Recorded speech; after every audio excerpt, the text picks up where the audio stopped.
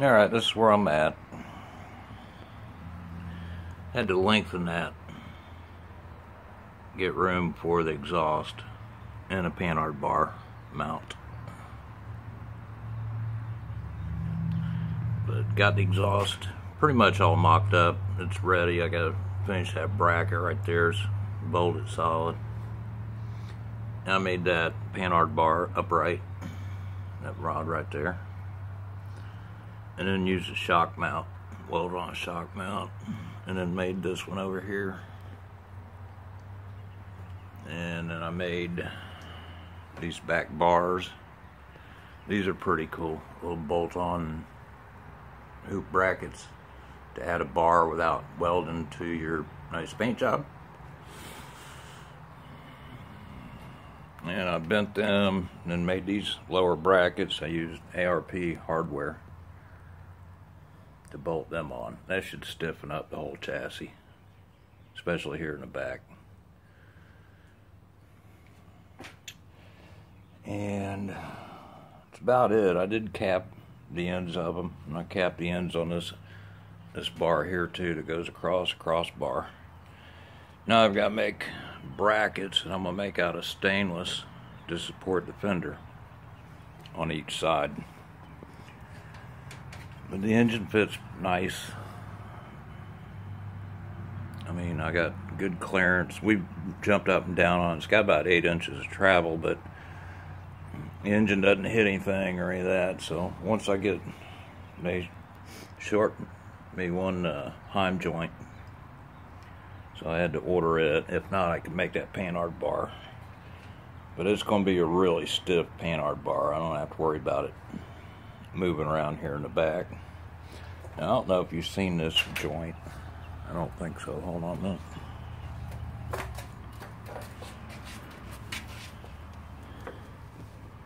See that joint? That used to be a ball joint.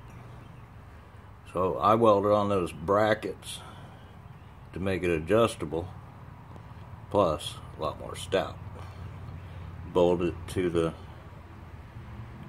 rear engine cradle, or welded it all up. I gotta make some kind of skid shield to cover that, because if that got caught on a root, it'd be a quick stop.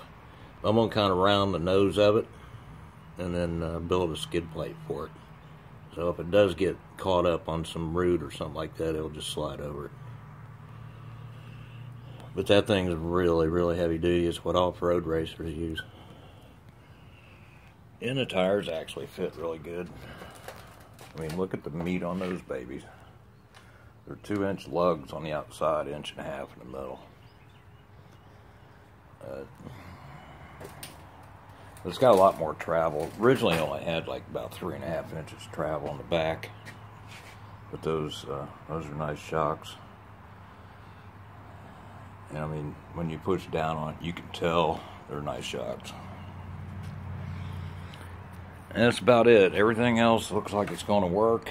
I've got to finish up my fender brackets, and then I'm going to use some 1-inch aluminum tubing and make some kind of bed to cover the fenders, and then it'll go from the fenders up to these 2 back bars to kind of fill it in, and the radiator will go right there.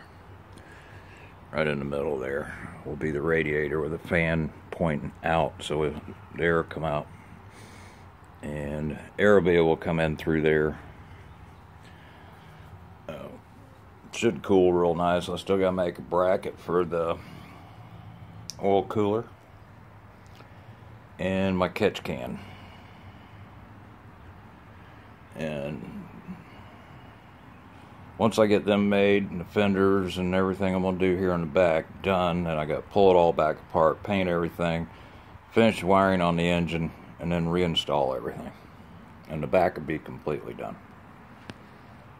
But I'm going to fab up a lot of stuff before that. I got to make a complete roof. I took that one off that old bike I got out back. Of course, it doesn't fit at all because I made this cage. So this is not a stock cage anymore. But up there on top, I'm going to put all electronics up in the top and make a top out 1-inch aluminum round tubing and then skin it with aluminum. And I'm going to do the same here in the back, kind of make a bed or an area where you can at least put shit, you know, maybe a cooler, but wherever you want here in the back. See you, bye.